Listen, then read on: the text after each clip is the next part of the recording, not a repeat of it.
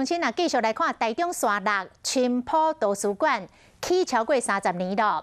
台中市政府决定要开3200万整修图书馆，按算明年的2月要来完工，要让市民有更加舒适的空间来享受看册趣味。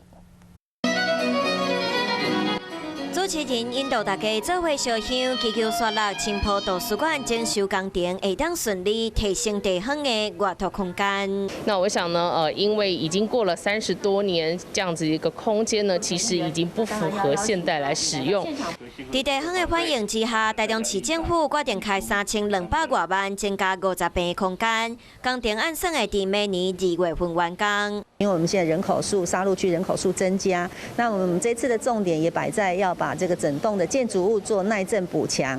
那另外还有就是电梯的加设。刷6青浦图书馆是电影主题的特色图书馆，未来嘛会继续优化设备，提供更加多元的服务。嗨，我是庄宇杰，想要看到更多的新闻内容吗？赶快订阅华视新闻的 YouTube 频道，并且开启小铃铛，跟着宇杰一起看新闻吧。